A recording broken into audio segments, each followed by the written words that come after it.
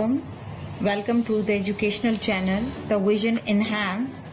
Today we are going to discuss Unit 11, the 1000 rupee note from the new Oxford Modern English Book 4.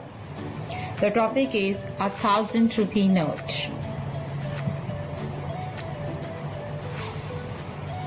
Let's discuss the word's meaning. Dozed off. Dozed off means slept lightly for a short time. آپ simple words میں اس کو نیپنگ بھی کہہ سکتے ہیں، یعنی انسان کو تھوڑی دیر کے لیے جو نیند آ جاتی ہے تو اس کو ڈوزڈ آف کہتے ہیں۔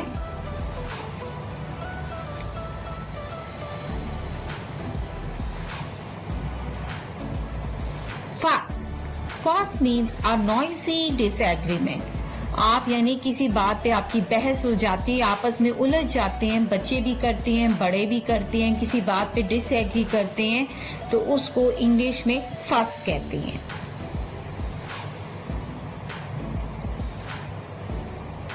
ہیسلی مینس کوئکلی، کوئی کام جس میں آپ تیزی دکھاتے ہیں یا جلدی میں کام کرتے ہیں۔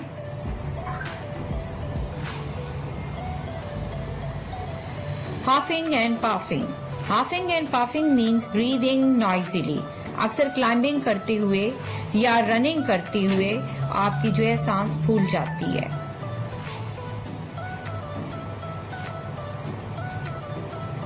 Wares means goods. سامان، کسی قسم کی بھی سامان کو کہتے ہیں۔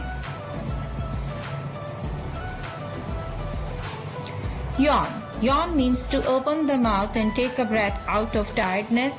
کہ جب آپ بہت زیادہ تھک جاتے ہیں تو اکثر آپ جمائی لیتے ہیں، جس کو انگلش میں یارننگ کہتے ہیں۔ Let's discuss the summary of this lesson. The man and his wife lived in a small village near Hyderabad. One day the lady decided to go for shopping to Hyderabad. تو اس میں کیا ہوتا ہے کہ ایک ہسبینڈ اینڈ وائف حیدرآباد کے نزدیک کسی گاؤں میں رہتے ہیں، تو انہوں نے کیا ڈیسائیڈ کیا کہ آپس میں ڈیسائیڈ کیا اس کی وائف نے کہ وہ شاپنگ کے لیے حیدرآباد جائے گی۔ The next day she went for shopping. Her husband put 1000 rupee note along with a cup of tea on the table and left for work. تو یہاں پہ جس چیز کو آپ توجہ دیں گے کہ اس کے ہسبینڈ نے ٹیبل پہ اس کے لیے 1000 روپی رکھیں with a cup of tea, اس کے ساتھ کپ آف ٹی بھی رکھا۔ شی set on a bus. On the way she decided to stay awake lest she lose her منی.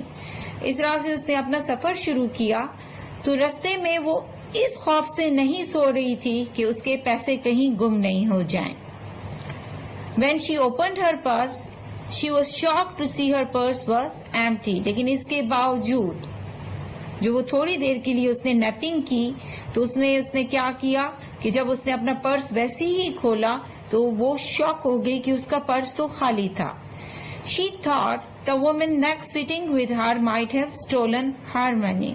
تو اس کا ڈاؤٹ کس پر گیا؟ جو اس کے ساتھ ایک عورت بیٹھی تھی کہ شاید اس نے میرے پیسے چوری کیے ہیں۔ She quietly opened the woman's bag and pulled out 1000 rupee note and tucked it away in her purse.